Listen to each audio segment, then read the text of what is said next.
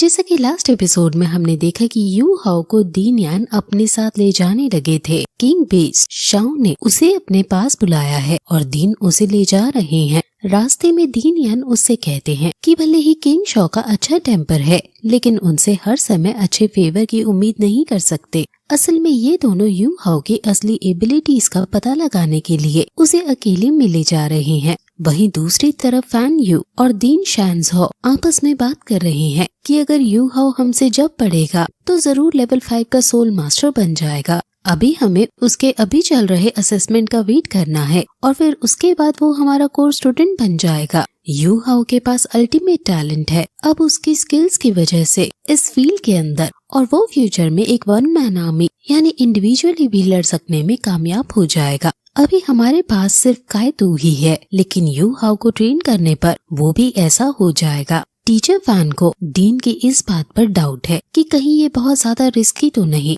इसलिए fan you एक बार कायतू से भी डिस्कस करने का डिसाइड करता है इस बारे में कि जब उसका ये असेसमेंट पूरा हो जाएगा तब उसे सोल गाइडेंस सिस्टम का अपग्रेड असेसमेंट दिलवाएंगे ताकि ये पता लगा सके कि उसके अंदर कॉम्बैट स्किल कितनी है। अब वो बात कर ही रहे थे कि तभी वहाँ कायतू आता है और उन दोनों को यू हाओ के बारे में बताता है कि वो मुसीबत में फंस गया है और उसे किंग बीस्ट ऑफ फॉर्मर दीन अकेले में ले गए हैं। ये सुनकर दोनों वहाँ जाने लगते हैं।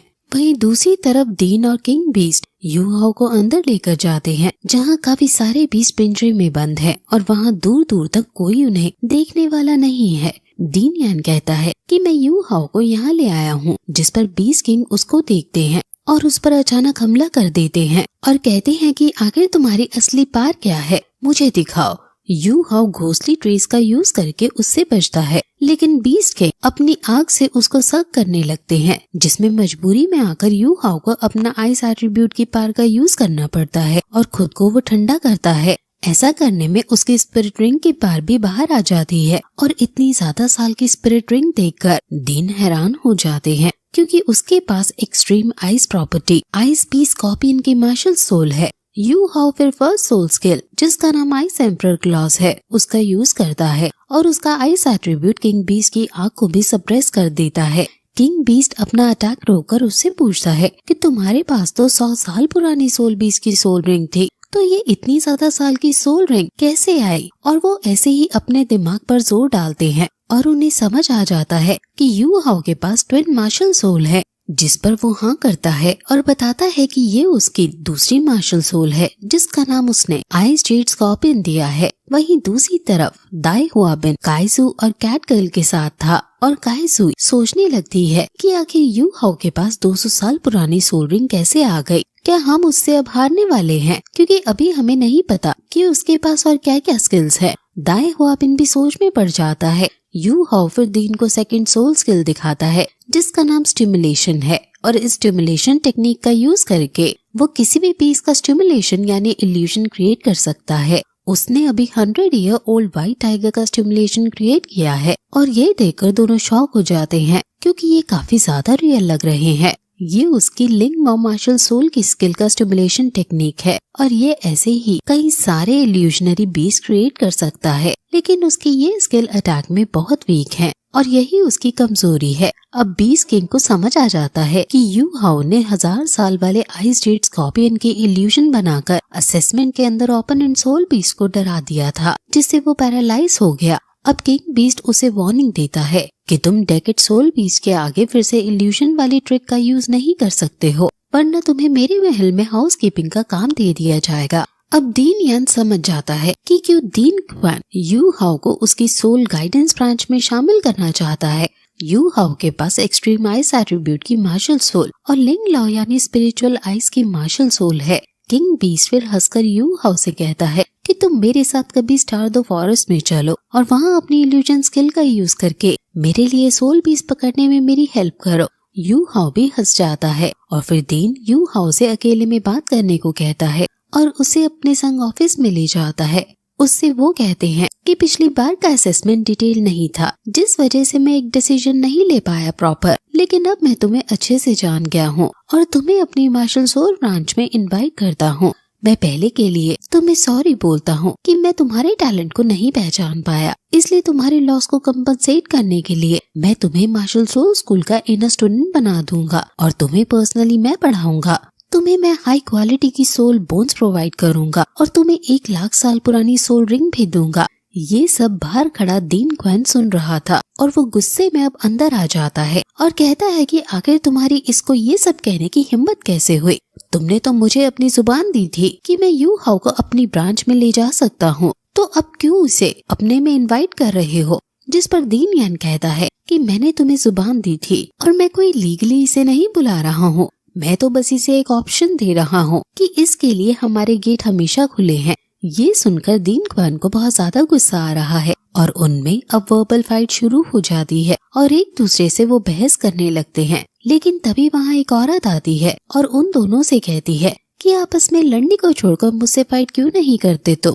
उस औरत की शक्ल हमें नहीं दिखाई जाती है और फिर अगले सीन में यू हाउ अपने दोस्तों के संग होता है और ज़ियाओ उससे पूछती है कि दीन क्वान और दीन यान जब लड़ रहे थे तो क्या हुआ, जिस पर यू हाउ बताता है कि वो दोनों बिना रुके बहस करते ही जा रहे थे कि तभी वहाँ एक औरत आती है। उस औरत को मैं नहीं जानता, लेकिन उसने उनके बीच ये एग्री कराया है कि इस चीज का डिसीजन वो ओशन पेविलियन मीटिंग में लेंगे। अब फिर हमें 2 दिन बाद का सीन दिखाते हैं जहाँ ज़ूलू जो कि कैट गर्ल है वो 100 ईयर ओल्ड सोल बीस्ट से फाइट करती है और इस फाइट में ज़ूलू अपनी स्किल का यूज करके उस जायंट एंट को हरा देती है। ज़ूलू की फाइटिंग स्किल्स के अकॉर्डिंग उसे 100 पॉइंट्स दिए जाते हैं। अब वैंग डोंग अरीना में आ जाता है और वो 1000 साल पुरानी सोल बीस्ट की डिमांड करता है और उसके सामने खतरनाक बीस्ट जिसका नाम ब्लड थर्स्टली बियर है उसे बुलाया जाता है। ये one of the strongest beast है 1000 साल की कल्टीवेशन वालों में। जज सोचने लगता है कि वैंग डोंग इससे जीत भी पाएगा या नहीं। वैंग डोंग अपनी सोल रिंग का यूज करके उस पर हमला करता है और वो अपने विंग से उड़ने की कोशिश करता है, लेकिन इस एरिना में कोई भी 5 मीटर से ज्यादा नहीं उड़ सकता है, इसलिए वो ऊपर बनाई हुई शील्ड से टकरा जाता है। यानी उसका सबसे बड़ा एडवांटेज अब खत्म हो चुका है। लेकिन फिर भी वो अपनी अमेजिंग फाइटिंग स्किल्स का यूज करके बीस्ट पर हमला करने लगता है और फिर अपनी फर्स्ट सोल स्किल का यूज करके विंग ब्लेड बनाता है और उस पर अटैक करता है। लेकिन बीस्ट के फर बहुत ज्यादा मोटे थे जिस वजह से बीस्ट को कुछ नहीं होता। बीस्ट वैंग डोंग पर भारी पड़ने लगता है और ऐसा लग रहा है मानो वैंग डोंग हार ही जाएगा।